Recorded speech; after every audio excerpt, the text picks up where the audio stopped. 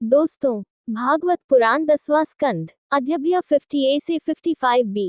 अध्याय 50। अब जरासंध का दूसरा अभियान।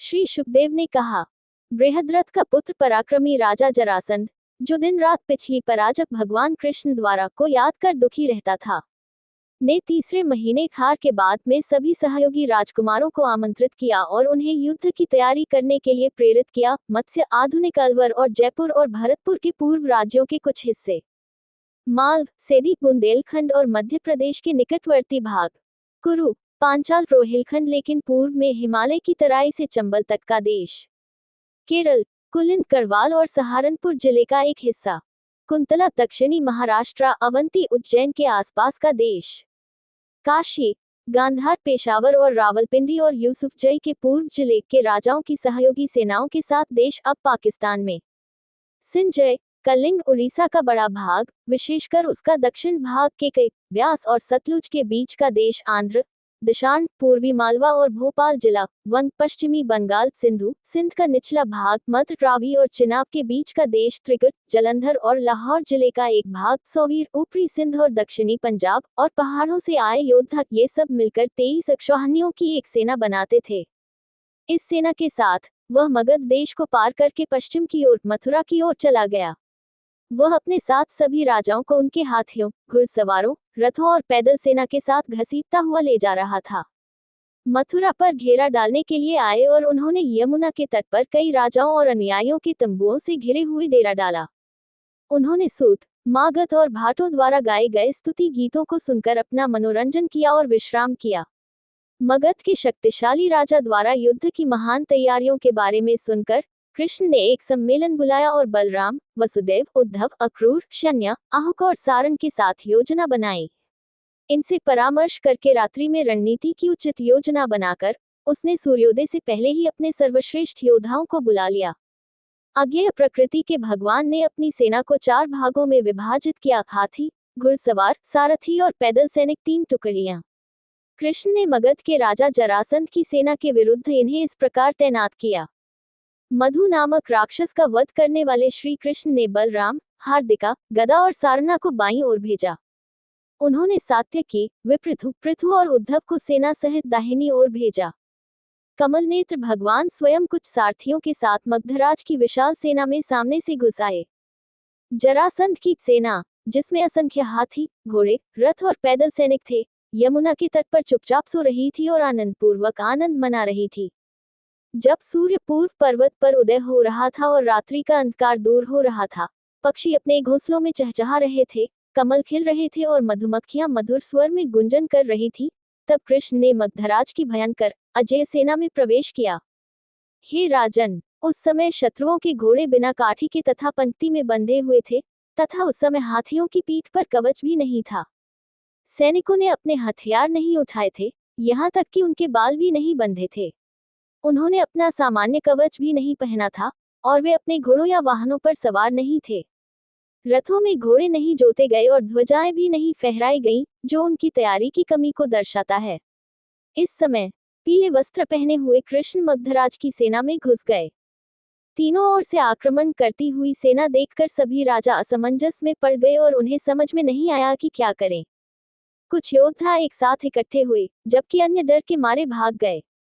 कुछ सैनिकों ने अपने हथियार उठाए और युद्ध में दुश्मनों, यादवों पर जवाबी हमला किया। कुछ सैनिकों के कवच टूट गए, कुछ के पैर, जांघ और हाथ कट गए। कुछ क्रोध से लाल आंखें लिए हुए शत्रुओं, यादवों पर टूट पड़े। कुछ महान वीर योद्धा बिना काठी वाले घोड़ों पर सवार होकर युद्ध में शत्रुओं को कुचलकर अपने लिए उज्ज्वल, निष्कलंक यश अर्जित करते थे। राजा अचानक नींद से जागे और उन्होंने देखा कि उनकी सेना नष्ट हो गई है। उनमें से कुछ ने तो युद्ध के लिए आवश्यक हथियारों के बिना भी युद्ध किया। कुछ लोग अपने शिविर छोड़कर घने जंगल में चले गए। कुछ मगध के राजा जरासंध के पास पहुंचे और जयकारे लगाते हुए बोले, युद्ध में सफल हो जाओ। गोविंद ने अकेले ही अपने रथ पर सवार होकर शत्रु सेना में प्रवेश किया और युद्ध कर रहे अनेक योद्धाओं को उनके अस्त्रों से मार डाला। पराक्रमी बलराम भी एक बड़ी सेना से घिरे हुए बाईं ओर से मगध सेना में घुसे और मगध सेना को परास्त कर दिया। महाबाहु सैन्य ने भी हाथी, घुड़सवार, रथ और पैदल सेना से युक्त अपनी विशाल सेना के साथ दाहिनी ओर से आक्रमण किया और शत्रु को बुरी तरह परास्त किया। इस प्रकार मगधराज के नेतृत्व और संरक्षण में वह सेना सब ओर से पराजित हो गई और भयभीत होकर क्षण भर में सब दिशाओं में भागने लगी। वृष्णि वंश के सात्यकी ने 5 योजन तक सेना का पीछा किया और मगध सेना को नष्ट कर दिया तथा विजयी होकर युद्ध से लौटे। कृष्ण ने बलपूर्वक पर्वतों के समान विशाल अनेक हाथियों को उनके साथ सामान, तोमर, अंकुश आदि सहित पकड़ लिया। उन्होंने लूट के रूप में रथों को, उनमें जुटे हुए हथियारों, ध्वजाओं और घोड़ों सहित एकत्र किया और उन्हें मथुरा ले गए। उस युद्ध में कृष्ण को लूट में सोने के रत्नजटित असंख्य छत्र, असंख्य चौड़ियां, मुकुट, करधनी, सोने के बाजूबंद, कुंडल तथा बहुमूल्य वस्त्र प्राप्त हुए। कंस के वधकर्ता कृष्ण के निर्देशानुसार हल को हथियार के रूप में धारण करने वाले बलराम ने बहुत सारा माल लूटा, जैसे जरासंध का खजाना, वाहन, प्रजा, जरासंध के हरम की स्त्रियां, हथियार और आभूषण। उन्होंने युद्ध में एकत्रित धन को यदुओं के राजा उग्रसेन को भेंट किया। अध्याय 50 खप मथुरा का तीसरा घेरा, जरासंध की हार। श्री शुक ने कहा, जरासंध जो युद्ध में खुद को नेता मानता था, मधु के विध्वंसक कृष्ण से पराजित हुआ। फिर वह बाली के पुत्र बाण से मदद के लिए मिलने शोणितपुर गया। जब दानवों के राजा ने सुना कि कृष्ण से युद्ध में पराजित उसका मित्र 1000 भुजाओं वाला बाण अपने सहयोगी राजाओं के साथ आ रहा है, तो वह उससे मिलने के लिए आगे बढ़ा और उसके साथ सुसज्जित हाथी, सुसज्जित घोड़े, विभिन्न आकार के रथ, योद्धा, गणिकाओं के समूह, सूत, मगध और भाटों के समूह, ध्वज और पताकाएं, छत्र, शुभ तुरही और ढोल बजाते हुए, सोने की झंडियां या तोरण, बहुरंगी दीप, घड़े और दर्पण लेकर आया। वे अत्यंत घनिष्ठ मित्र और परस्पर सहानुभूति रखने वाले थे। दोनों ही परस्पर स्वार्थ के प्रति सजग थे, अतः उन्होंने एक दूसरे का आदर किया। राजसभा में बाण को संबोधित करते हुए जरासंध ने कहा, हे दानवराज, इस बात पर ध्यान दीजिए कि मुझे दुष्टचित ग्वाले कृष्ण ने रात्रि में एक कायरतापूर्ण आश्चर्यजनक हमले में पकड़ लिया, जिसका आचरण अधर्मपूर्ण और डाकू जैसा था। उसने बहुत से शक्तिशाली युवा हाथी, घोड़े, अनेक रथ तथा उनमें रखे हुए सभी उपकरण और अस्त्र शस्त्र लूट लिए। मेरे इन राजसी मित्रों को ये बर्दाश्त नहीं हुआ कि मैं उनसे अकेले में द्वंद्व युद्ध करूं। मेरे सुख दुख, जय पराजय में सहभागी रहने वाले इन राजाओं ने मुझे ऐसा करने से रोका। मैं अब आपके दर्शन के लिए यहाँ आया हूँ। हे दानवों के स्वामी, कृपया हमें कुछ सैन्य सहायता प्रदान करें। इस प्रकार संबोधित किए जाने पर और जरासंध की दुर्दशा से परिचित होने पर बाली के पुत्र बाण ने उसे और उसके सहयोगियों को अपनी राजधानी शोणितपुर में ले गए। उन्होंने तुरंत ही राजसी सहयोगियों की सभा के स्वागत के लिए एक भव्य भोज, स्नान, शयन, इत्र तथा भोजन के बाद चबाने के लिए पान के पत्ते साथ में सुपारी, कत्था की व्यवस्था की। उन्होंने सभी राजपुरुषों को उपहार देकर सम्मानित किया। जब जरा के पालक पुत्र जरासंध ने स्वागत का आनंद लिया, विश्राम किया और बाण की राजधानी में देखने योग्य अनोखी चीजें देखी और राजसी आभूषणों से खुद को सजाकर आराम से सोने के आसन पर बैठ गए, तो दानवों के राजा ने राजाओं की सभा को सम्मानपूर्वक संबोधित किया। बाण ने कहा, हे जरासंध, कृपया इसे समझो, मैं कोई भी खोखला वादा नहीं कर रहा हूँ। ये हाथी, ये घोड़े, ये राज्य, ये सारी प्रजा और जो कुछ भी मेरे पास है, वह सब तुम्हारे अधीन है। श्री शुक ने कहा, इस प्रकार वचन देकर बलिपुत्र बाण ने मगध के राजा को 60,000 हाथी, 1 लाख रथ तथा वायु और मन के समान तीव्र गति वाले 10 लाख घोड़े दिए। बलि के पुत्र बाण ने उसे 300 दानवों की एक सेना दी, जो युद्ध में काले जादू के प्रयोग में अपनी विशेषज्ञता के लिए प्रसिद्ध थे, तथा जो योग्यता और सैन्य कौशल में उसके बराबर थे। हे राजन, उसने उसे अनेक प्रकार की पालकियां, छत्र, चौड़ियां, आभूषण, वस्त्र, धन, शैया, आसन तथा अन्य आवश्यक वस्तुएं भी प्रदान की। हे कुरुवंशी, बाण ने अपने दैत्य श्रेष्ठ मंत्री कुंभांड और कुंभकर्ण को आदेश दिया कि वे जरासंध की सहायता करें। भगवान हरि जो संसार के समस्त देवताओं और असुरों की सम्मिलित शक्ति का संहार करने में समर्थ हैं, तथा बाण के 2 मंत्री कुंभांड और कुंभकर्ण, इन दोनों में कितना अंतर है। इन दोनों में कोई तुलना नहीं हो सकती। भगवान विष्णु की शक्ति को न समझकर मृत्यु को प्राप्त होने वाले राजाओं ने मगध के राजा के प्रोत्साहन से पुनः यदुओं के विरुद्ध युद्ध की तैयारी की। बाण से विदा लेकर मगध के राजा ने शोणितपुर से प्रस्थान किया। अनेक राजाओं के साथ तथा 4 सेना अर्थात हाथी सेना, घुड़सवार सेना, रथ सेना और पैदल सेना को साथ लेकर वे कुछ ही दिनों में मथुरा पहुंच गए। उसने ऊंची मीनारों, बालकनियों, सजावटी मेहराबों को, बाग बगीचों और विशाल किलेबंदियों वाले उस शहर को घेर लिया और उसके द्वार बंद कर दिए। उसने असंख्य भाले नुमा छड़ों, कुल्हाड़ियों, कुदालों, लाठियों और गुलेल से फेंके गए पत्थरों से शहर की दीवारों को ध्वस्त करने का प्रयास किया। जब नगर की किलेबंदी ढहाई जा रही थी, तब मगध के राजा जरासंध के लौटने की खबर सुनकर बलराम और कृष्ण क्रोधित हो गए और उन्होंने युद्ध के नगाड़े बजवा दिए ताकि सभी लोग युद्ध के लिए आगाह हो जाएं। सात्यकी, कृतवर्मा, उग्रसेन, गद, आहुक और वसुदेव को आगे रखकर रथ, घुड़सवार, हाथी और पैदलों की सुसज्जित सेनाओं को साथ लेकर महापराक्रमी और पूर्णतया शांतचित्त वे दो वीर दो क्रूर सिंहों के समान दौड़े। मथुरा से बाहर निकलते समय कमल नयन कृष्ण ने जोर से अपना विशाल शंख पांचजन्य बजाया, जिससे हृदयस्थ शत्रुओं में भय व्याप्त हो गया। इसके बाद यदुओं और क्षत्रियों के बीच युद्ध छिड़ गया। बाण के दानव मंत्री कुंभक और कुंभकर्ण, जो काले जादू के सैन्य प्रयोग में निपुण थे और महान पराक्रमी थे, और अपनी दैत्य सेना के साथ युद्ध की भ्रामक रणनीति के साथ वृष्णियों के साथ लड़े। जब उन्होंने देखा कि उनकी सेना मायावी युद्ध पद्धति के कारण कष्ट झेल रही है, तब उन्होंने ज्ञान अस्त्र द्वारा पलक झपकते ही सारा भ्रम दूर कर दिया। तत्पश्चात उन्होंने युद्ध के लिए उत्सुक सात्यकी और कृतवर्मा को आदेश दिया और कहा, हे राजन, चूंकि तुम दोनों में युद्ध की प्रबल इच्छा है, अतः तुम उन दो दैत्यों के साथ अत्यंत भयंकर युद्ध करते हो, जो अभिमानी तथा युद्ध के लिए अत्यंत इच्छुक हैं। इस प्रकार आदेश मिलने पर वे दोनों अत्यंत शक्तिशाली योद्धा तुरंत ही भयंकर युद्ध में उतर पड़ते हैं। हे राजन, यह कोई आश्चर्य की बात नहीं है कि भगवान कृष्ण ने एक हाथ में धनुष लेकर अकेले ही 100 क्षत्रियों से युद्ध किया, क्योंकि हरि ही सबकी आत्मा है। हे राजन, कुछ हाथी अपनी सूंड कटकर मर गए और बहुत से घोड़े अपनी गर्दनें कटकर मर गए। पृथ्वी पर बिखरे हुए रथ बिखर गए थे। सैनिकों के शरीर रक्त से लथपथ हो गए, उनके पैर, कमर, जांघें और भुजाएं कट गईं, और वे उसी प्रकार गिर पड़े जैसे फूलों, लाल फूलों से लदे किंशुक वृक्ष अपनी मुख्य जड़ों से उखड़कर गिर पड़े हों। शौंक धनुष से पतंगों और मोरों के पंखों से युक्त, तेल से चमकाए हुए, गांठों से अच्छी तरह गुथे हुए, सुनहरे पंखों वाले और नुकीले बाणों की बौछारें निकलती दिखाई दी, जिनमें से प्रत्येक सैनिक पर 10, प्रत्येक घोड़े पर 100, प्रत्येक रथ पर 1000 और शत्रु सेना के प्रत्येक हाथी पर 10,000 थे। ये देखना एक बहुत ही भयानक चमत्कार था। अपनी चतुर्भुज सेना, पैदल सेना, अश्वारोही सेना, रथ सेना तथा हाथी सेना को बुरी तरह पराजित होते देख मगधराज जरासंध ने अपने घोड़े के चिन्ह वाले रथ पर सवार होकर बलराम पर आक्रमण कर दिया। बलराम से पराजय के कारण अपनी पूर्व शत्रुता को स्मरण करके सोने के जुए और ताड़पत्र से युक्त बलराम के विशाल रथ को देखकर जरासंध क्रोधित हो गया और हाथ में गदा लेकर बलराम पर टूट पड़ा तथा उसे चुनौती देते हुए इस प्रकार बोला, जल्दी से अपना मूसल जैसे गदा उठाओ, जिससे तुम युद्ध में शत्रुओं को परास्त करना चाहते हो। जल्दी करो और मुझे अपनी भुजाओं की शक्ति दिखाओ, इससे पहले कि मैं तुम्हें अपनी गदा से मार गिराऊं। मगधराज द्वारा इस प्रकार ललकारे जाने पर क्रोध से भरी हुई आंखों वाले बलराम ने अपना बिजली के समान चमकीला भयंकर मूसल उठा लिया, जिस प्रकार सूर्यदेव के पुत्र यमराज संसार के अंत में अपना दंड उठा लेते हैं।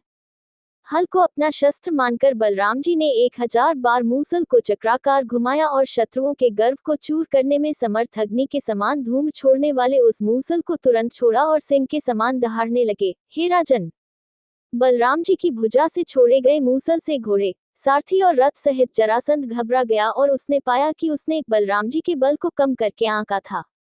तत्पश्चात लोहे के समान कठोर तथा पर्वत की चोटी के समान विशाल गदा लेकर अपने वेग से पृथ्वी को कंपायमान करता हुआ जरासंध बलराम पर झपटा। रोहिणी पुत्र बलराम ने जब उसे बिना रथ के अपनी ओर आते देखा तो वे भी अपना रथ युद्ध भूमि में छोड़कर पैदल ही उस पर टूट पड़े।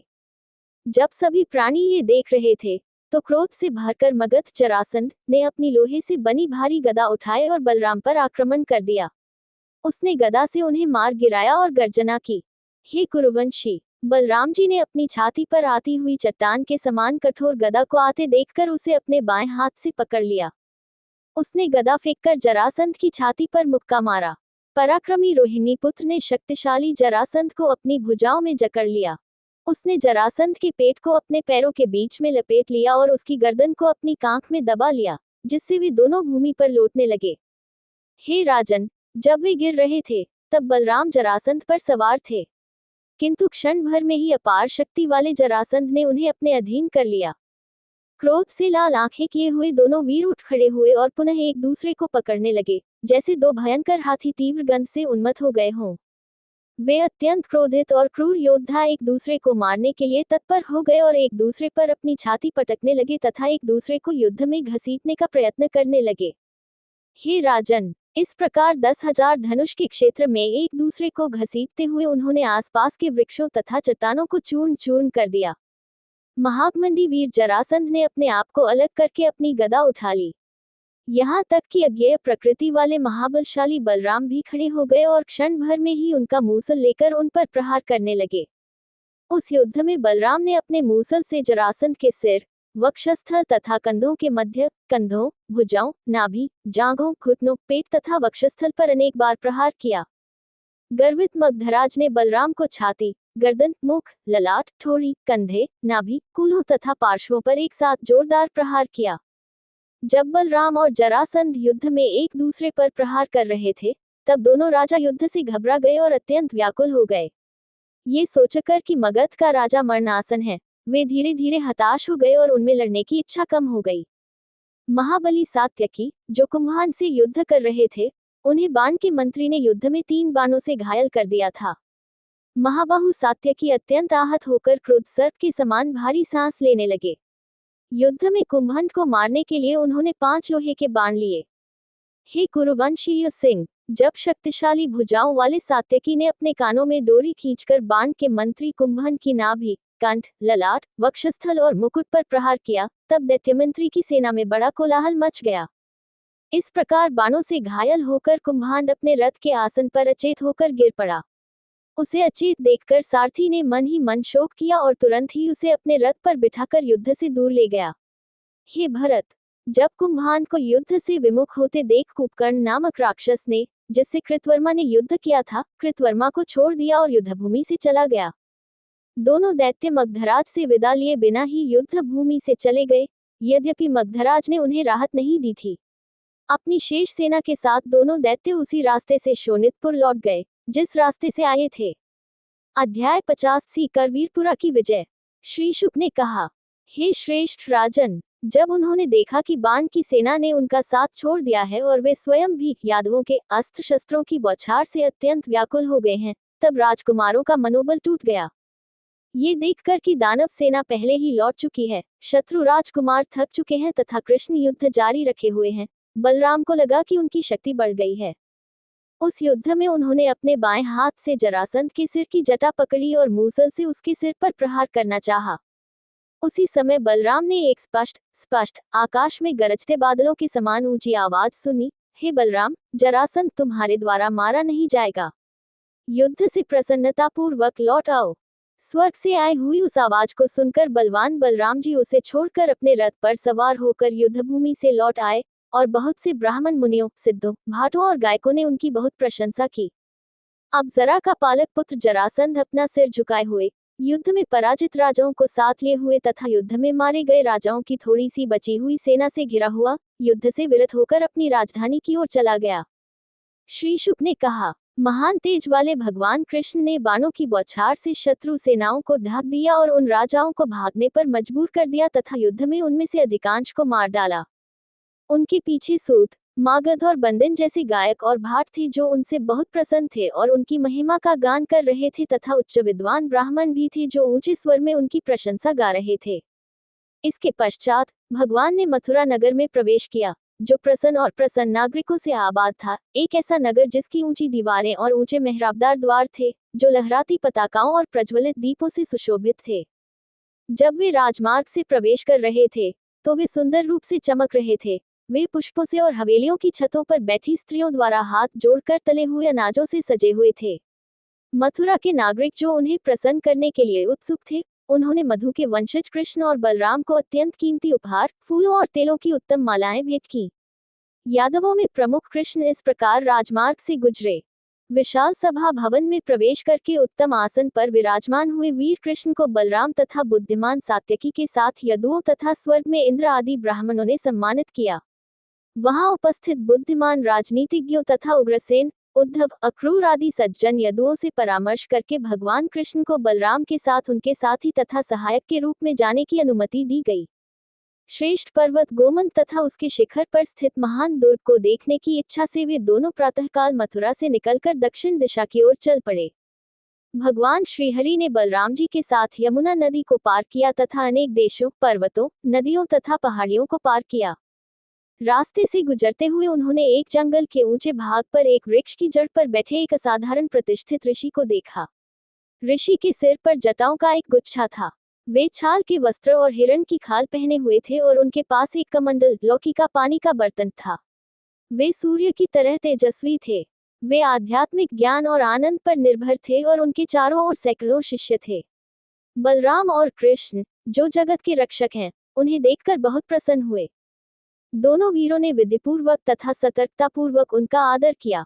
यशस्वी भगवान कृष्ण ने प्रमुख ऋषि से इस प्रकार कहा, दो हे भार्गववंशी परशुराम, हे जमदग्नि के यशस्वी पुत्र, तुम तपस्या को ही धन मानते हो। हम बलराम और कृष्ण के नाम से प्रसिद्ध हैं।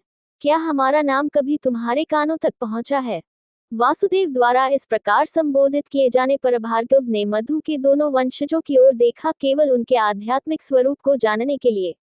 स्नेह से खिले हुए नेत्रों वाले महान परशुराम ने इस प्रकार कहा, यदुओं में श्रेष्ठ और अपने महान भाई का स्वागत है।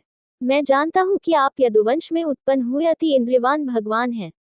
आप सभी प्रभावों, सृजित वस्तुओं के मूल कारण हैं। आप इस ब्रह्मांड में सबसे प्राचीन व्यक्ति हैं। हे कमल नेत्र वाले कृष्ण, आप सभी लोगों के एकमात्र कारण हैं। आपको नमस्कार है। आप दोनों, जिन्हें पूरा ब्रह्मांड पूजता है, किस उद्देश्य से यहाँ आए हैं?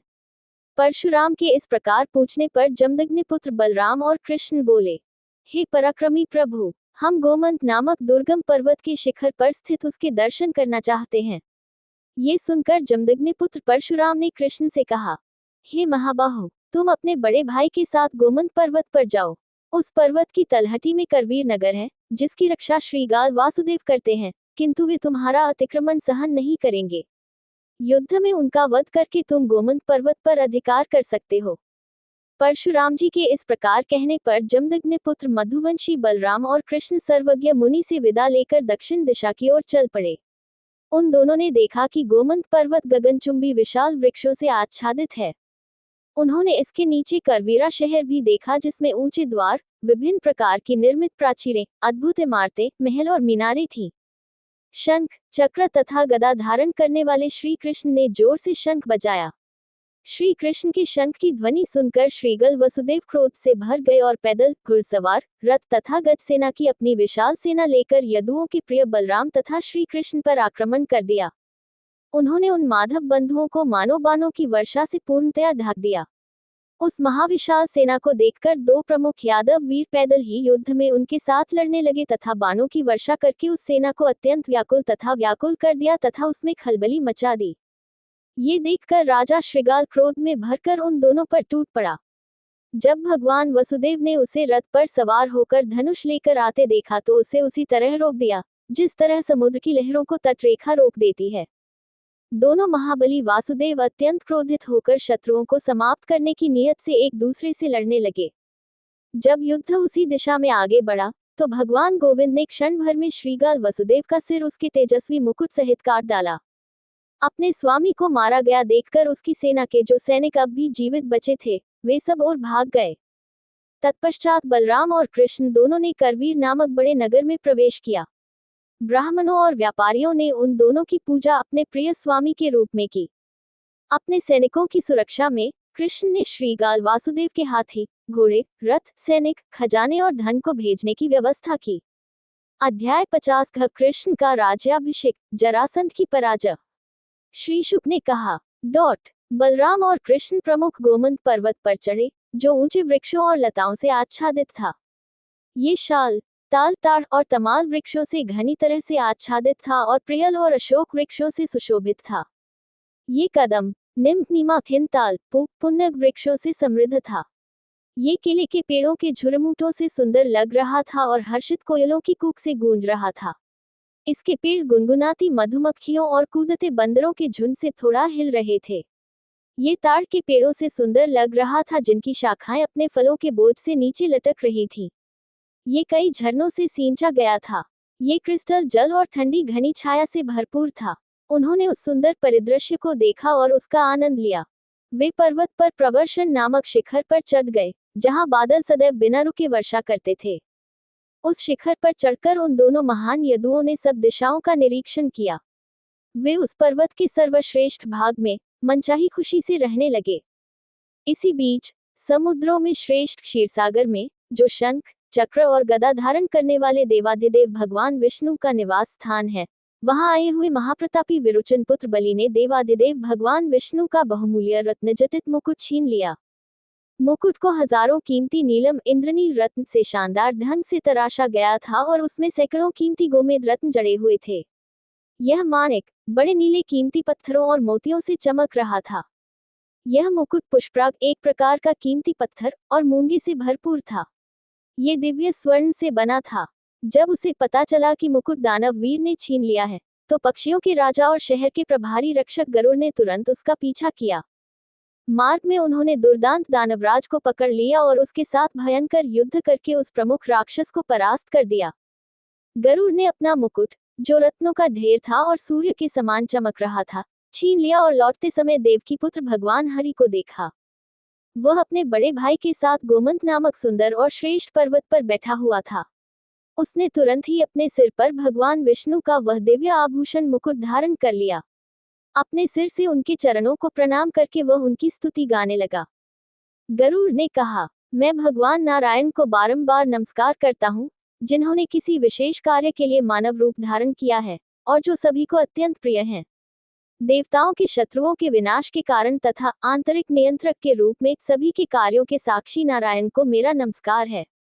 हे भगवान, आप स्वयं नारायण हैं, अतः आप ब्रह्मा का रूप धारण करके समस्त ब्रह्मांड की रचना करते हैं। नारायण के रूप में आप इसकी रक्षा करते हैं और अंततः शिव का रूप धारण करके आत्मा के रूप में इसका संहार करते हैं। मैं जानता हूँ कि आप ही भगवान विष्णु हैं, जो सभी देवताओं के स्वामी हैं, जिन्होंने यदुवंश के वंशज के रूप में पृथ्वी पर अवतार लिया है। मैं विंता का पुत्र गरुड़ हूँ, आपका विनम्र सेवक। हे प्रभु, मुझे आज्ञा देने की कृपा करें कि मैं क्या करूँ। श्री शुक ने कहा। देवाधिदेव भगवान को इस प्रकार संबोधित करते हुए पक्षीराज गरुड़ ने भूमि पर घुटने टेककर उन्हें प्रणाम किया और हाथ जोड़कर उनके सामने खड़े हो गए। पक्षियों में श्रेष्ठ गरुड़ को देखकर स्नेह से खिले हुए मुख वाले यादव श्रेष्ठ कृष्ण ने अपने हाथों से उनके मस्तक शरीर का श्रेष्ठ अंग का स्पर्श किया। हे भद्र पुरुष, तुम जहाँ चाहो वहां जा सकते हो। उस समय आना जब मैं तुम्हें स्मरण करूंगा। ऐसा आदेश देकर उन्होंने उसे विदा किया। जगत के स्वामी बलराम और केशव, जो फल मूल खाकर अपना जीवन निर्वाह करते थे तथा बहती हुई नदियों का जल पीते थे, उस पर्वत की चोटी से उतरे और करवीरपुर पहुंच जाते हैं। हे भरत श्रेष्ठ, वहां 4 महीने रहकर वे दोनों एक बड़ी सेना लेकर मथुरा नगरी में लौट आए। राजा श्रीगाल के मारे जाने की बात सुनकर जरासंध क्रोध से भर गया और विशाल सेना के साथ घिरा हुआ वह भी वहां आ पहुंचा। हे श्रेष्ठ कुरु, बलराम और कृष्ण ने उसके साथ 7 दिनों तक युद्ध किया। उस 7 दिवसीय युद्ध में मगध का राजा अपनी विशाल सेना सहित पूरी तरह पराजित हो गया। वह अनेक क्षत्रियों के साथ मगध देश में लौट आया। बलराम और कृष्ण, जो धर्म में निपुण थे, अपने अनुयायियों के साथ मथुरा नगरी में प्रवेश कर गए, जबकि सूत और मगध जैसे गायक और भाट उनकी प्रशंसा कर रहे थे। अध्याय 51। मुचुकुंद द्वारा प्रभु की स्तुति। यवन काल्यावंत ने देखा कि श्री कृष्ण उदित होते हुए चंद्रमा के समान मथुरा के द्वार से निकल रहे हैं, जो देखने में अत्यंत सुंदर हैं, जिनका रंग श्याम है। वे पीले रेशमी वस्त्र पहने हुए हैं, उनके वक्षस्थल पर श्रीवत्स का चिन्ह है, उनके गले में कौस्तुभ मणि की चमक है, उनके 4 विशाल भुजाएं हैं, उनके नेत्र कमल के समान लाल हैं, वे सदैव प्रसन्न रहते हैं, उनके गाल सुंदर हैं, उनकी मुस्कान कमल के समान चमक रही है, उनके मुख पर मगरमच्छ के समान चमकने वाले कुंडल हैं। श्रीवस्त्र, 4 भुजाओं, कमल सी आंखों और वनमाला पहने हुए यह अति सुंदर पुरुष अवश्य ही वासुदेव कृष्ण हैं। नारद द्वारा विस्तार से वर्णित विशिष्ट लक्षणों से मैं अनुमान करता हूँ कि वे कोई और नहीं हो सकते, लेकिन चूंकि वे बिना हाथ के हैं और पैदल चल रहे हैं, इसलिए मैं भी निहत्थे ही और बिना किसी वाहन का उपयोग किए उनसे युद्ध करूंगा। ऐसा निश्चय करके उस यवन ने उस यवन को पकड़ने की इच्छा से, जिसे योगी भी कठिनाई से नहीं पा सकते, उसका पीछा किया, जो उस यवन की ओर पीठ करके तेजी से भाग रहा था। हर कदम पर अपने आप को अपनी मुट्ठी में दिखाते हुए यवनराज को दूर पहाड़ी गुफा में ले जाया गया। तुम यदुवंश में जन्मे हो, इसलिए तुम्हारा शत्रु से भागना उचित नहीं है।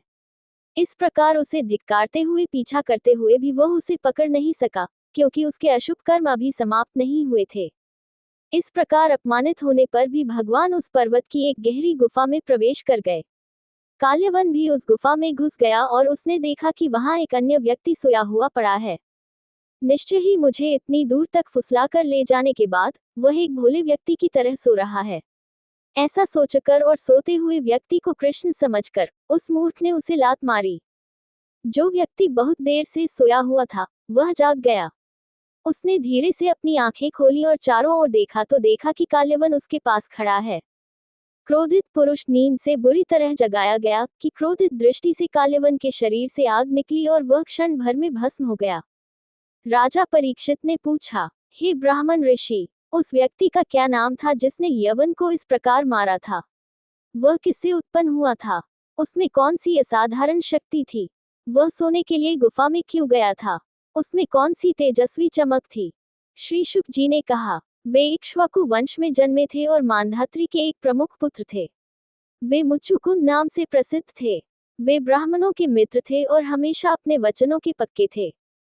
इंद्र के नेतृत्व में देवताओं की सेना ने उनसे प्रार्थना की कि वे असुरों से उनकी रक्षा करें, क्योंकि वे असुरों से बहुत डरते थे और उनसे परेशान थे। तदनुसार उन्होंने उन्हें लंबे समय तक सुरक्षा प्रदान की।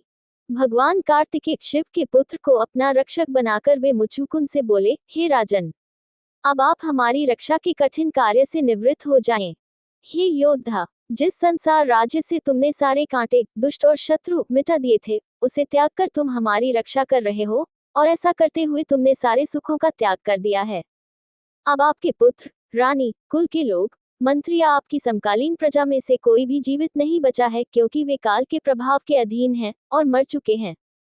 महाप्रतापी परम अमर प्रभु कालात्मा बलवानों से भी अधिक बलवान है।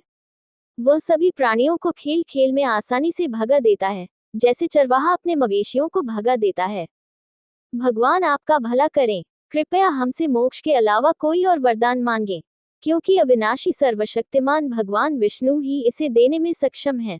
जब परम यशस्वी राजा मुचुकुंद को देवताओं ने इस प्रकार संबोधित किया, तब उन्होंने देवताओं को आदरपूर्वक प्रणाम किया और उसने उनसे एक गुफा के अंदर बहुत लंबे समय तक सोने का वरदान मांगा।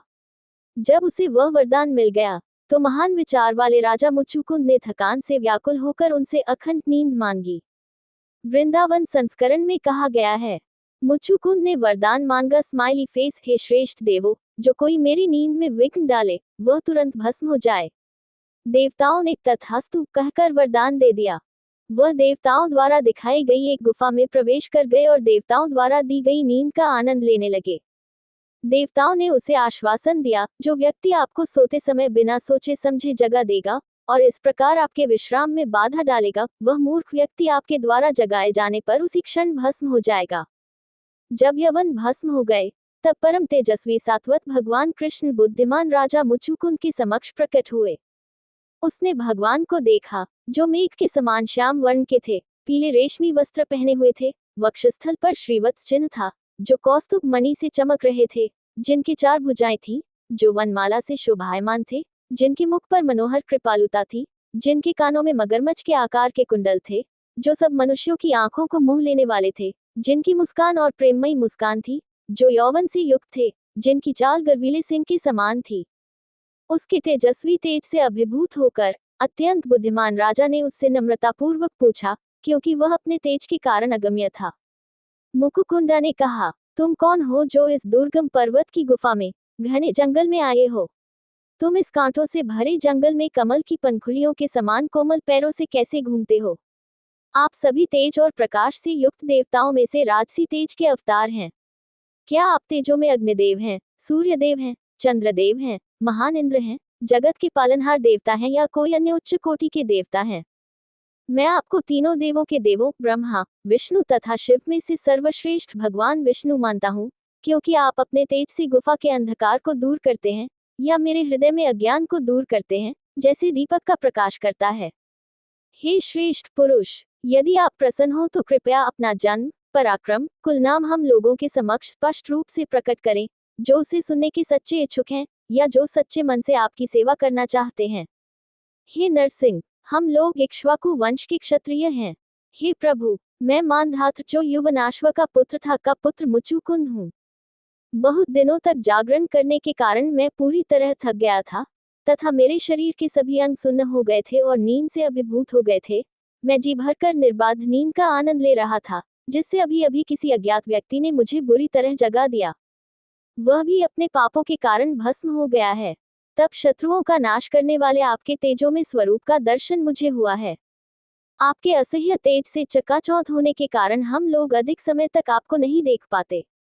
हे भगवान, आपकी उपस्थिति में हमारी शक्तियां निष्फल हो जाती हैं, परंतु आप सभी देहधारियों द्वारा सम्मान के पात्र हैं। आपके विषय में हम इतना ही कह सकते हैं। राजा द्वारा इस प्रकार आदरपूर्वक कहे जाने पर समस्त प्राणियों के सृजनकर्ता यशस्वी भगवान जोर से हंसे और बादल की गर्जना के समान गंभीर वाणी में उसे उत्तर दिया। सर्वशक्तिमान प्रभु ने उत्तर दिया, हे राजन, मेरे अवतार, पराक्रम और उपाधियां असंख्य हैं। उनकी संख्या अनंत होने के कारण उन्हें गिनना मेरे लिए भी संभव नहीं है। संभवतः कोई अनेक जन्मों में पृथ्वी पर उपस्थित धूल के कणों की गणना कर सकता है, किंतु कोई भी मेरी श्रेष्ठताओं, कार्यों, पदनामों और अवतारों की गणना नहीं कर सकता। यहाँ तक कि महान ऋषिगण जैसे पराशर, वैशंपायन आदि, जिन्होंने मेरे वंश तथा भूत, वर्तमान तथा भविष्य से संबंधित कार्यों का क्रम से वर्णन करने का प्रयास किया, वे भी अंत तक नहीं पहुंच सके। हे राजन, मैं जो वर्तमान समय की कथा कह रहा हूँ, उसे सुनिए। पूर्व काल में ब्रह्मा जी ने मुझसे धर्म की रक्षा करने तथा पृथ्वी पर बोझ डालने वाले असुरों के विनाश के लिए प्रार्थना की थी। मैं यदुवंश में वसुदेव के घर में उत्पन्न हुआ हूँ। चूंकि मैं वसुदेव से उत्पन्न हुआ हूँ, इसलिए वे मुझे वासुदेव कहते हैं। कंस के रूप में जन्मे कालनेमी तथा प्रलंब आदि धर्मियों के द्वेषी लोग मेरे द्वारा मारे गए हैं। इस यवन को मैंने अपनी उग्र दृष्टि से जला दिया है। पूर्व काल में आपसे बार बार विनती किए जाने पर मैं वासुदेव, अपने भक्तों का प्रिय होने के कारण, आप पर अपनी दिव्य कृपा बरसाने के लिए इस गुफा में आया हूँ। हे राजर्षि, मुझसे वरदान मांगो। मैं तुम्हें सभी इच्छित वस्तुएं प्रदान करूंगा, क्योंकि जो कोई भी मेरी शरण में आएगा, स्वयं को पूरी तरह से मेरी इच्छा के अधीन कर देगा, उसे फिर कभी दुख नहीं होगा। श्री शुक ने कहा। इस प्रकार संबोधित किए जाने पर मुचुकुंद ने उन्हें प्रणाम किया। वृद्ध गर्ग के वचनों को याद करते हुए, भगवान विष्णु द्वारा उन्हें प्रकट किए जाने की भविष्यवाणी करते हुए, उन्हें एहसास हुआ कि वे वासुदेव स्वयं भगवान नारायण थे। हर्ष से अभिभूत होकर उन्होंने इस प्रकार प्रार्थना की। मुकुकुंदा ने कहा, हे प्रभु, ये व्यक्ति अर्थात मैं या मनुष्य, चाहे वह पुरुष हो या स्त्री, आपकी माया से पूर्णतया मोहित है। संसार में एकाग्र उसकी दृष्टि या मन होने के कारण, या ये जानने में असमर्थ होने के कारण कि आप ही सत्य हैं, वह आप में भक्त के रूप में आश्रय नहीं लेता। सुख के लिए वह घर, पत्नी, बच्चे, धन आदि में आसक्त रहता है, जो सभी दुखों का मूल है, और इस प्रकार सुख की खोज में धोखा खाता है। इस संसार में मनुष्य जन्म का वरदान पाकर, जो अपने आप में बहुत कठिन है, और वह भी बिना किसी प्रयास के, स्वयं की ओर से, परंतु भगवत कृपा से सुयोग्य अंगों सहित, जो मनुष्य भगवान के चरण कमलों की शरण नहीं लेता, वह है मनोहर प्रभु, दुष्ट बुद्धि वाला व्यक्ति है, जो घास खाने की इच्छा रखने वाले पशु के समान घास से ढके हुए कुएं में गिर जाता है, जिससे बाहर निकलने का कोई मार्ग नहीं होता, गृहस्थ जीवन के अंधकार में गहरे कुएं में डूब जाता है। हे अजय सर्वशक्तिमान, मेरा ये सारा जीवन व्यर्थ ही नष्ट हो गया, क्योंकि मैं अपने राजसी वैभव तथा ऐश्वर्य के अभिमान में चूर होकर राजा की तरह आचरण करता रहा, इस नश्वर शरीर को आत्मा मानता रहा तथा पुत्रों, पत्नियों, निधियों तथा भूमि के प्रति आसक्ति के कारण अंतहीन चिंता में डूबा रहा। मैं आपको पूर्णतया भूलकर इस जड़ शरीर में, जो घड़ी या दीवार के समान है, और इस प्रकार आत्मा से सर्वथा भिन्न है, अत्यंत घमंडी तथा अहंकारी हो गया हूँ, तथा मुझे मनुष्यों में देवता, राजा होने का गर्व है, जो अनेक सैन्य अधिकारियों से घिरा हुआ है, जो रथों, हाथियों, घुड़सवारों तथा पैदल सैनिकों की टुकड़ियों का नेतृत्व करता है तथा पृथ्वी पर अभियानों का नेतृत्व करता है।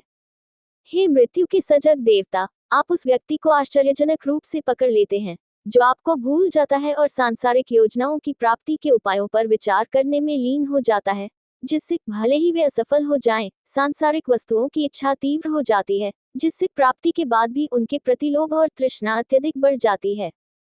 नश्वर शरीर जो पहले सोने से मढ़े रथों पर चलता था या हाथियों पर सवार होता था और जिसे सम्मानपूर्वक मनुष्यों में देवता कहा जाता था, वह समय के अपरिहार्य क्रम में मल, यदि मृत्यु के बाद कुत्ते, कोय आदि द्वारा खा लिया जाए, कीड़े यदि कब्र में दफना दिया जाए, और राख यदि अग्नि द्वारा दाह संस्कार कर दिया जाए, में बदल जाता है।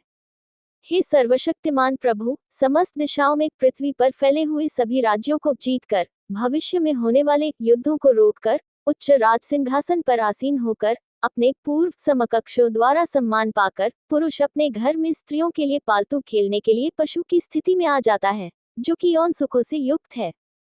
वह इंद्रिय सुखों से विरत होकर तपस्या में लीन रहता है, तथा इस आशा के साथ वर्तमान जीवन में धर्म कर्म करता है, दान करता है कि मैं स्वर्ग का राजा इंद्र बनूं या संसार का एकमात्र शासक बनूं। किंतु इससे उसकी तृष्णा और बढ़ती है, तथा उसे वास्तविक सुख नहीं मिलता। हे अविनाशी प्रभु, जब जन्म मरण के चक्र में भटकते हुए मनुष्य का संसार से छूटने का समय निकट आता है, तभी संतों की संगति होती है। संतों की संगति से ही मन सांसारिक विषयों से विमुख होकर आपकी भक्ति की ओर आकर्षित होता है। आप उच्च और निम्न के स्वामी हैं। मैं सोचता हूँ कि राजमोह का बंधन स्वतः ही बिना किसी प्रयास के कट जाना आपकी विशेष कृपा है, जो मुझ पर हुई है। वह कृपा जो आपके प्रति अनन्य भक्ति रखने वाले महात्माओं तथा उन राजाओं द्वारा भी भक्तिपूर्वक मांगी गई थी, जो यद्यपि संपूर्ण पृथ्वी पर शासन करते थे, फिर भी तपस्या के लिए वन में जाना चाहते थे। हे सर्वव्यापक प्रभु, मैं आपसे आपके चरणों की सेवा के अतिरिक्त अन्य कोई वर नहीं चाहता, क्योंकि जो लोग सब कुछ त्याग चुके हैं और जिनके पास अपना कुछ भी नहीं है, उनके अनुसार यह सबसे अधिक प्रिय वर है। हे हरि, मोक्षदाता, आपको प्रसन्न करके कौन बुद्धिमान व्यक्ति आपसे ऐसा वर मांगेगा जो आत्मा को बंधन में डाल दे। अतः हे प्रभु, मैं सत्व, रज तथा तम गुणों से जुड़े हुए समस्त आशीर्वादों को त्याग कर आप परम पुरुष, ज्ञान तथा चेतना के साकार स्वरूप, समस्त गुणों से परे, अद्वितीय की शरण लेता हूँ। बहुत समय से मैं इस संसार में कर्मों के फलों से परेशान हूँ, वासनाओं से ग्रसित हूँ तथा छह तृप्त आंतरिक शत्रुओं से पीड़ित हूँ। मानसिक शांति प्राप्त करने में असमर्थ होने के कारण मैं बड़ी कठिनाई से आपके चरण कमलों के पास पहुंचा हूँ। हे प्रभु, आप मृत्यु के भय और शोक से मुक्त परमात्मा हैं।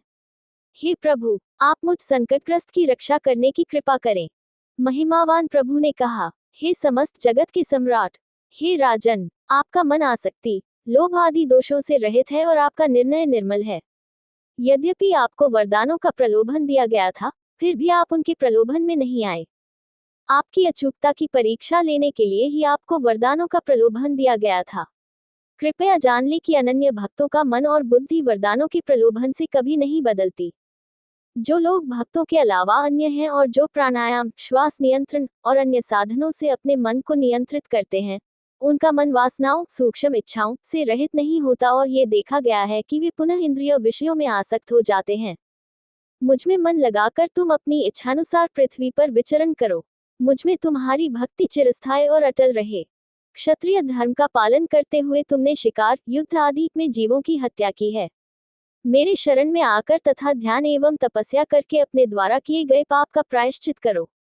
हे राजन, अगले जन्म में तुम एक श्रेष्ठ ब्राह्मण बनोगे, जो सभी प्राणियों का सबसे अच्छा मित्र होगा। तब तुम अवश्य ही मुझ परम पुरुष को प्राप्त करोगे। अध्याय 52। कृष्ण और बलराम द्वारका भाग गए। पूर्ण शीर्षक, कृष्ण और बलराम का द्वारका पलायन, बलराम का विवाह, रुक्मिणी का कृष्ण को पत्र। श्री सुखदेव ने आगे कहा, इस प्रकार कृष्ण से आशीर्वाद पाकर इक्ष्वाकुवंशी मुच्चुकुंद ने दाहिने भगवान कृष्ण की प्रदक्षिणा की, उन्हें प्रणाम किया और गुफा से बाहर आ गए। उन्होंने मनुष्यों, पशुओं, लताओं और वृक्षों में कद और रूप की कमी देखी और यह निष्कर्ष निकाला कि कलियुग आरंभ हो गया है, और वे उत्तर दिशा की ओर चले गए। श्रद्धा और तपस्या से संपन्न, आसक्ति से मुक्त और संशय मुक्त होकर बुद्धिमान राजा ने अपना मन कृष्ण पर केंद्रित किया और गंधमादन पर्वत में प्रवेश किया। वे नर और नारायण के निवास बदरिकाश्रम पहुंचे। उन्होंने परस्पर विरोधी परिस्थितियों जैसे गर्मी और सर्दी, सुख और दुख को मन की शांति के साथ झेलते हुए अपनी तपस्या से भगवान हरि को प्रसन्न किया। भगवान पुनः मथुरा नगरी में लौटे, जो अभी भी यवन सेना द्वारा घेरे हुए थी। उन्होंने यवन सेना का नाश कर दिया और उनकी संपत्ति लूटकर द्वारका ले गए। जब भगवान के निर्देशन में धन को मनुष्यों और बैलों की पीठ पर लाद कर ले जाया जा रहा था, तब 23 अक्षौहिणी सेना लेकर जरासंध वहां आ पहुंचा। तत्पश्चात संसार के अंत में स्थित विश्वव्यापी अग्नि के समान प्रचंड राजा जरासंध ने पलक झपकते ही मगरमच्छ के समान अपनी सेना, रथ, हाथी, घुड़सवार तथा पैदल सैनिकों को भेजकर उस सेना के बीच में भगवान कृष्ण को घेर लिया। स्थिति को समझते हुए क्रूर कृष्ण ने शीघ्रता से एक वृक्ष उखाड़ लिया और उससे युद्ध में हाथी, रथ तथा घोड़ों को मार गिराया। इस प्रकार कृष्ण द्वारा वृक्ष से गिराए जाने पर शत्रु सेना के हाथी भूमि पर उसी प्रकार गिर पड़े जैसे इंद्र ने वज्र से पर्वतों को गिरा दिया हो।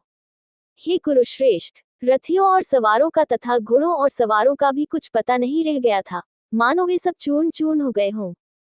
बलराम जी ने कुपित होकर युद्धस्थल में मदोन्मत्त हाथियों को मुट्ठियों के प्रहार से वैसे ही गिरा दिया जैसे देवराज इंद्र अपने वज्र से पर्वतों को गिरा देते हैं। हे राजन, बलराम जी की मुट्ठियों के प्रहार से जो रथ छिन्न भिन्न हो गए थे, वे पृथ्वी पर दिखाई भी नहीं दे रहे थे, वे सूखे पत्तों के समान चूर्ण चूर्ण हो गए थे। इस बीच जरासंध ने देखा कि यवनों का सारा धन द्वारका ले जाया जा रहा है और उसका पीछा करते हुए तथा उसके साथ आए यादवों का नरसंहार करते हुए उसने सारा धन हड़प लिया। फिर वह बलराम और कृष्ण से युद्ध करने के लिए युद्ध स्थल पर लौटा। हे कुरुवंश के वंशज, हे राजन, शत्रु शक्तियों के प्रचंड आक्रमण को देखकर मधु के वंशज बलराम और कृष्ण ने मानव जीवन अपना लिया और वे शीघ्रता से भागने लगे।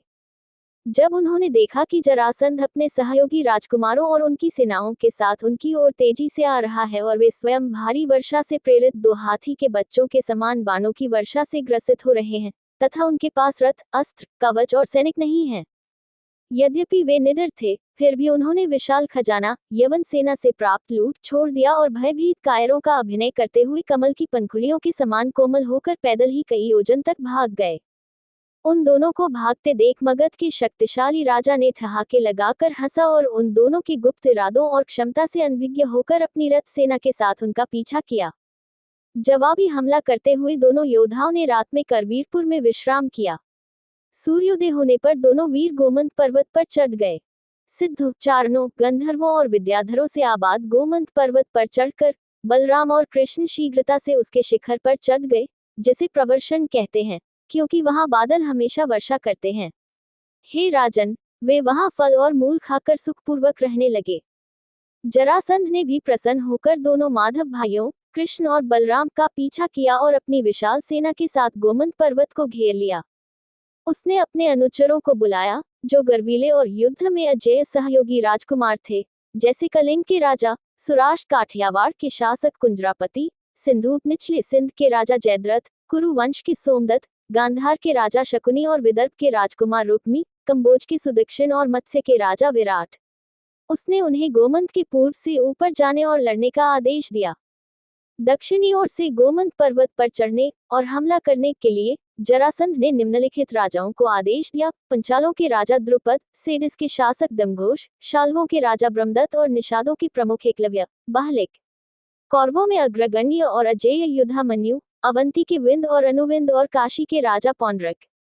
किम पुरुषों के राजा द्रुम, विदेहों और भूरिश्रवाओं के वीर राजा दंतवक्त्र और उसके छोटे भाई करुषों के राजा बृहच्छिक, दिशान के शतध्वज, सुवीर या सौवीर, ऊपरी सिंध और दक्षिणी पंजाब के राजा शाव्य और महारथी दारद। इन अपार यश और तेज वाले राजा जरासंध को पश्चिम दिशा से शीघ्रतापूर्वक गोमंत पर्वत पर चढ़ने की आज्ञा दी। त्रिगर्तराज सुशर्मा, महाबली वेणुदारण्य, महाबलशाली कुलिंद, केकेराज शिशुपाल तथा अजय राजा भीष्मिक को सेना में भेजकर वे स्वयं शीघ्रतापूर्वक उत्तर दिशा से पर्वत पर चढ़ गए। इस प्रकार सभी ऋतुओं के फल देने वाले वृक्षों से युक्त गोमंत पर्वत पर चढ़कर उन्होंने प्रवर्षण शिखर के नीचे सर्वत्र कृष्ण और बलराम को खोजा। बलराम और कृष्ण को न पाकर उन्होंने पर्वत के सभी वृक्षों को काटकर वनों का विनाश कर दिया। इतनी लंबी दूरी तक तेजी से दौड़ने के कारण पूरी तरह थक जाने के कारण वे प्रवर्षण नामक ऊंचे पर्वत शिखर पर चढ़ गए, जहां वर्षा के देवता इंद्र हमेशा वर्षा करते हैं। यह अनुमान लगाते हुए कि वे लोग पहाड़ पर कहीं छिपे होंगे और अपने छिपने का स्थान न खोज पाने के कारण उन्होंने जरासंध के आदमियों ने पूरे पहाड़ को चारों ओर से आग लगा दी और ईंधन खोज के दौरान उनके द्वारा काटे गए पेड़ चारों ओर बिखेर दिया। तत्पश्चात कृष्ण और बलराम दोनों शीघ्रता से और बड़े वेग से 11 योजन ऊंची और जलती हुई दोनों भुजाओं वाली पर्वत चोटी से छलांग लगाकर नीचे मैदान में उतर आए जरासंध की सेना के आगे। हे राजन, शत्रु तथा उसके अनुयायियों की नजरों से बचकर यदुवंश के श्रेष्ठ पुत्र अपनी राजधानी द्वारका लौट गए, जो चारों ओर से समुद्र की खाई से घिरी हुई थी। यह मिथ्या विश्वास करके कि बलराम और कृष्ण अवश्य ही उस अग्नि में जल गए होंगे, मगध के राजा ने अपनी विशाल सेना वापस ले ली और अपने मगध राज्य में लौट आए। हे राजन, 18वें युद्ध में बलराम और कृष्ण को परास्त करके जरासंध ने समस्त दिशाओं, पृथ्वी के समस्त राज्यों को अपने अधीन कर लिया था और इस बात का गर्व करके वह अपने राज्य में रहने लगा था। महान आत्मा वाले कृष्ण और बलराम माधव भाई द्वारका नगरी में प्रवेश कर अपने अत्यंत प्रसन्न रिश्तेदारों के साथ खुशी से रहने लगे और सूत, मगध और बंदिन जैसे कवियों और गायकों द्वारा दिन रात उनकी प्रशंसा की जाती थी। यह मैं तुम्हें पहले ही बता चुका हूँ। देखिए ऊपर 9.3.27-36 की आनर्त के प्रसिद्ध राजा रेवती के पुत्र ककुदमिन ने ब्रह्मा जी के आदेशानुसार अपनी पुत्री रेवती का विवाह बलराम जी से कर दिया था। भगवान कृष्ण ने विदर्भ की राजकुमारी और भीष्मक की पुत्री रुक्मिणी से भी विवाह किया था, जो देवी श्री की अंशा थी। स्वयंवर स्वयं चुनाव प्रकार का विवाह जिसमें लड़की अपनी स्वतंत्र इच्छा से अपने पति का चुनाव करती है, में रुक्मिणी से विवाह किया था। जैसे कश्यप पुत्र गरुड़ ने सभी देवताओं को पराजित करके अमृत का घड़ा छीन लिया था, वैसे ही कृष्ण ने भी शाल तथा अन्य राजाओं को, जो चेदी के राजा शिशुपाल के पक्षपाती और सहयोगी थे, तुरंत पराजित करते हुए अमृत का घड़ा छीन लिया।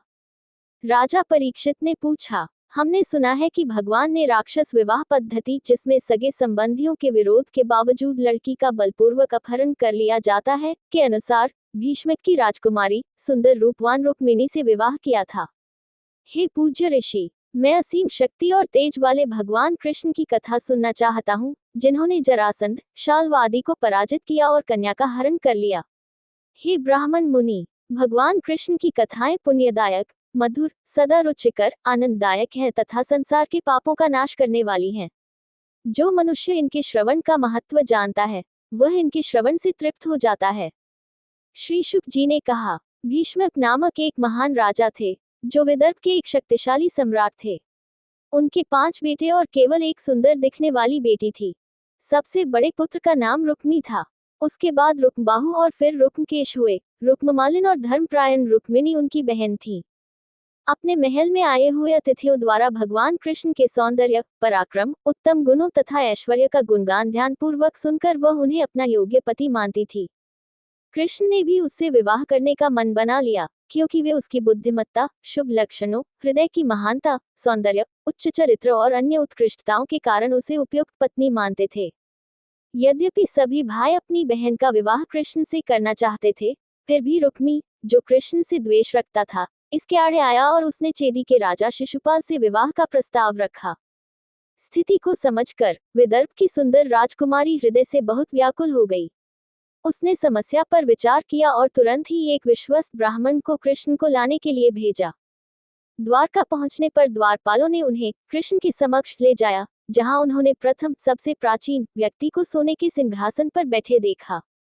उसे आते देख भगवान कृष्ण, जो ब्राह्मणों के प्रति सदैव मित्रवत रहते थे, अपने सिंहासन से उतर आए।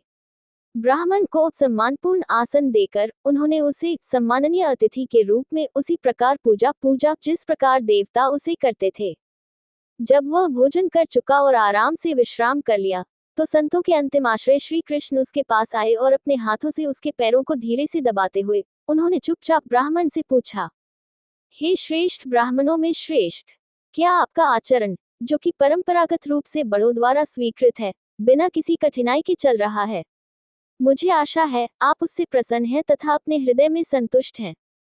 यदि ब्राह्मण को जो भी वस्तु संयोग से प्राप्त हो, उसी में संतुष्ट रहता है, किंतु अपने धर्म मार्ग से विचलित नहीं होता, तो वह समस्त संसार को आशीर्वाद देने वाली इच्छा पूर्ति करने वाली गाय के समान है, अथवा उसका धर्म मार्ग ही उसके लिए इच्छा पूर्ति करने वाली गाय के समान है।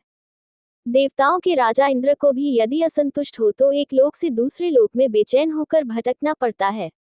6 किंतु यदि दरिद्र मनुष्य संतुष्ट हो तो वह शरीर और मन को किसी भी प्रकार की चिंता से मुक्त होकर सुखपूर्वक सोता है। मैं उन ब्राह्मणों को बार बार सिर से प्रणाम करता हूँ जो अपनी आत्मा की प्राप्ति से प्रसन्न हैं, पवित्र हैं, समस्त प्राणियों के श्रेष्ठ मित्र और शुभ चिंतक हैं, अहंकार से रहित हैं, शांत हैं और आत्मसंतुष्ट हैं। हे ब्राह्मण, क्या तुम सब अपने राजा के अधीन सुखी हो? मुझे वह राजा प्रिय है, जिसके देश में उसकी रक्षित प्रजा सुखी रहती है। कृपया मुझे वह स्थान बताइए, जहां से आप इस समुद्र को पार करके यहाँ आए हैं और मुझे देखने का उद्देश्य क्या है। यदि यह कोई गुप्त रहस्य न हो, तो कृपया हमें सब कुछ बताइए, हम आपके लिए क्या करें। जब ऐसे प्रासंगिक प्रश्न भगवान ने विनम्रतापूर्वक ब्राह्मण से पूछे, तो उन्होंने खेल खेल में मानव रूप धारण करके उसे विस्तार से वह स्थिति बता दी जिसके कारण राजकुमारी रुक्मिणी ने उन्हें भगवान कृष्ण के पास भेजा था। मुझे राजकुमारी रुक्मिणी ने आपके समक्ष श्रेष्ठतम पुरुष के रूप में नियुक्त किया है। कृपया उनका संदेश सुने और उनकी प्रार्थना तथा प्रस्ताव को तुरंत क्रियान्वित करें। रुक्मिणी द्वारा लिखा हुआ पत्र उनके चरणों में रखकर उन्हें प्रणाम किया। जगत के स्वामी ने सुंदर हंसती हुई आंखों से उसे उठा लिया। धर्मावतार भगवान ने उसे ध्यानपूर्वक पढ़ा, मानो वे उसे पढ़ने के लिए उत्सुक थे।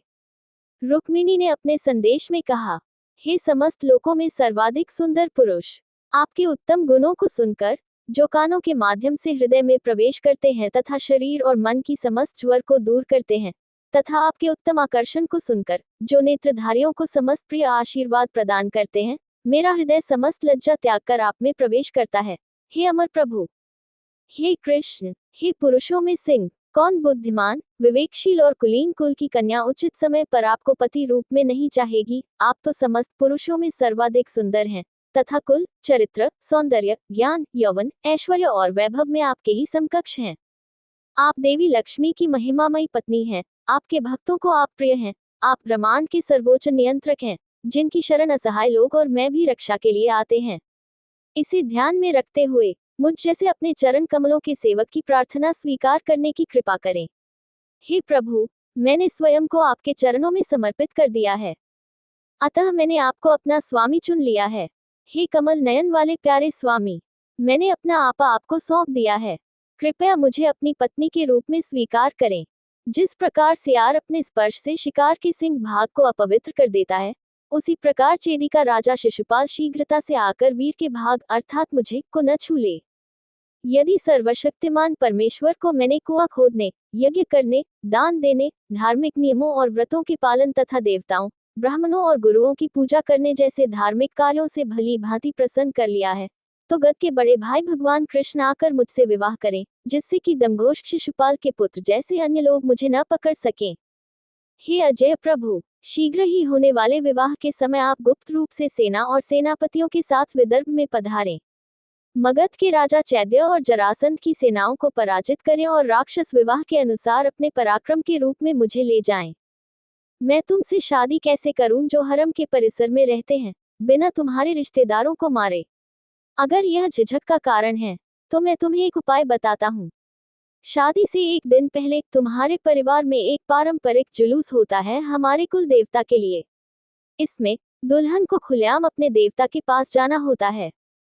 उस समय रथ, हाथी, अश्वारोही और पैदल सेना आदि 4 सेना के साथ वहां आकर शाल्व, मगध, चेदी आदि राजाओं को बुरी तरह परास्त करके भगवान लक्ष्मी मुझे मेरी दासियों सहित मंदिर से अपनी राजधानी में ले जाएं और वहां मेरा विधिपूर्वक विवाह उत्सव हाथ मिलाप संपन्न करें। हे कमल नयन कृष्ण, भगवान शिव जैसे महापुरुष अपने अज्ञान को दूर करने के लिए आपके चरण कमलों की धूल को स्नान के लिए अपने शरीर पर धारण करना चाहते हैं। यदि मुझे आपकी यह कृपा नहीं मिली तो मैं भूख प्यास तथा अन्य कठोर व्रतों का पालन करते हुए अपना प्राण त्याग दूंगा, ताकि कम से कम 100 जन्मों के बाद मुझे आपकी कृपा प्राप्त हो। श्री शुक ने कहा। पत्र की संपूर्ण विषय वस्तु तथा राजकुमारी के मौखिक संदेश पर विचार करते हुए मधु नामक राक्षस का वध करने वाले कृष्ण ने ब्राह्मण की ओर देखा अपना संदेश देने के लिए। ब्राह्मण ने कहा, हे यदुदेव, यह उस संदेश के गुप्त शब्द हैं जो मैंने आपके लिए लाया है। कृपया इस बात पर विचार करें कि इस स्थिति में क्या करना उचित है, तथा इसके तुरंत बाद ही त्वरित कार्यवाही की जानी चाहिए। अध्याय 52 कृतवर्मा को हस्तिनापुर में नियुक्त। श्री शुक ने कहा, एक बार देव की पुत्र कृष्ण, बलराम और सात्यकी के साथ राजसभा में विभिन्न देशों के राजाओं की सेवा में उपस्थित थे।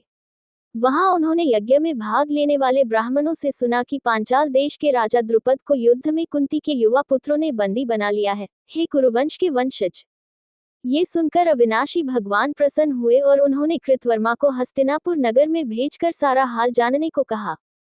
हस्तिनापुर जाते समय कृतवर्मा ने द्रोण, विदुर, धृतराष्ट्र और कृपाचार्य के साथ कौरवों के वृद्ध पितामह भीष्म से भेंट की।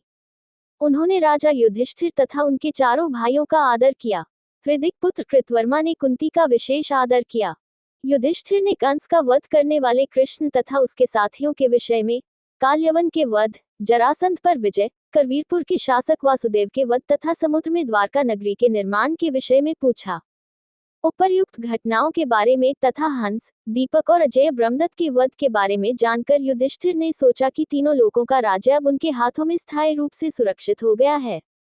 पांडुपुत्रों और स्नेह के आंसुओं से भरी हुई कुंती ने कृतवर्मा को सुख सुविधाएं देकर, वार्तालाप करके तथा अतिथि सत्कार के अन्य तरीकों से सम्मानित किया। कृतवर्मा ने अपने संबंधियों और कुंती से भी विदा ली। उन्होंने अपनी मौसी के पुत्रों का विधिपूर्वक सम्मान किया, जो धर्म के ज्ञाता थे। उन्हें गंगापुत्र भीष्म और धृतराष्ट्र ने जाने की अनुमति दी थी। हे निष्पाप राजा! उन्हें विदुर, अन के राजा कर्ण, द्रोण, कृपाचार्य, बुद्धिमान अश्वत्थामा और दुर्योधन ने भी जाने की अनुमति दी थी। उन सब से विदा लेकर कृतवर्मा हस्तिनापुर नामक नगर से चले और सूर्यास्त के समय वे वृष्णियों के मुख्यालय द्वारका पहुंचे।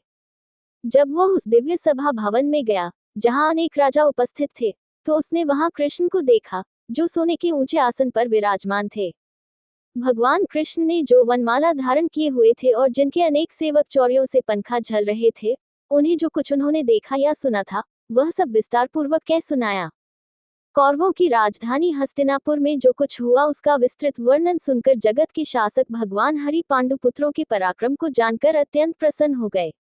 अध्याय 52 ख बलराम का रेवती से विवाह। राजा परीक्षित ने कहा, हे महर्षि, मैं आपसे विस्तार पूर्वक सुनना चाहता हूँ कि रेवत नाम का राजा कौन था और उसे ब्रह्मा जी ने किस प्रकार अपनी पुत्री का विवाह बलराम जी से करने का आदेश दिया था। श्री शुकदेव ने उत्तर दिया, पूर्व काल में कृत युग में रेवता नामक एक राजा था। वह धर्म और अर्थ के मूल सिद्धांतों में पारंगत था। उसकी एक तेजस्वी पुत्री उत्पन्न हुई जिसका नाम उसने रेवती रखा। वह भगवान ब्रह्मा के पास सलाह लेने गया कि वह अपनी पुत्री किसे दे, क्योंकि विभिन्न देशों के राजा उसे चाहते थे, यद्यपि उसने किसी के सामने उसका प्रस्ताव नहीं रखा था। उस समय ब्रह्मा जी के सभा भवन में दो गंधर्व हाहा और हुहु गा रहे थे। वे संगीत के विकास के सभी सूक्ष्म उत्कृष्ट बिंदुओं जैसे उचित सुर और मापी गई ताल के अनुसार सरगम की प्रस्तुति में विशेषज्ञ थे। राजा ने संगीत समारोह में कुछ अंतराल की प्रतीक्षा में कुछ देर बाहर प्रतीक्षा की। जब संगीत समारोह समाप्त हो गया, तो उसने भगवान ब्रह्मा को प्रणाम किया और उनसे सलाह मांगी। हे प्रभु, यह मेरी पुत्री है, इसका विवाह मैं किसके साथ करूं? कमलवत ब्रह्मा ने पूछा, आपको कौन सा राजकुमार अधिक प्रिय है? हे कुरुवंशी, पृथ्वी के अन्य सभी शासकों के नाम भी मुझे बताओ। तब रेवत ने उन्हें विभिन्न देशों पर शासन करने वाले राजाओं के नाम गिनाए। उन राजाओं के नाम सुनकर ब्रह्मा जी जोर से हंसे और रेवत से बोले, हे राजन, जब से तुम यहाँ आए हो, तब से कई युग बीत चुके हैं। हे राजन, जब आप क्षण भर के लिए इन गंधर्वों का संगीत सुन रहे थे, जिसे सुनने के आप पात्र नहीं हैं, तो वे राजा कहाँ हैं जिन्हें आप अपनी पुत्री के लिए उपयुक्त समझते हैं? हे राजन, इस समय तक वसुदेव के घर में दो विश्व के स्वामी उत्पन्न हो चुके हैं। यदुवंश के वे दो वंशज बलराम और कृष्ण कहलाते हैं। हे राजन, आप अपनी पुत्री का विवाह उनमें से किसी एक बलराम जी से कर दीजिए। ऐसा कहने पर राजा ने उन्हें प्रणाम किया और अपने नगर को लौट गए। उन्होंने अपनी सुंदर पुत्री को महाबाहु बलराम को दे दिया, किंतु प्रथम कृत युग में जन्म लेने के कारण वह बहुत बड़ी थी। महाबाहु बलराम ने अपना हल उसके कंधे पर रखा और उसे नीचे खींचकर अपने बराबर का बना लिया। दोस्तों, अगली वीडियो देखने के लिए आप चैनल सब्सक्राइब जरूर करें और लाइक करें और कमेंट करें। जय श्री राधा कृष्ण।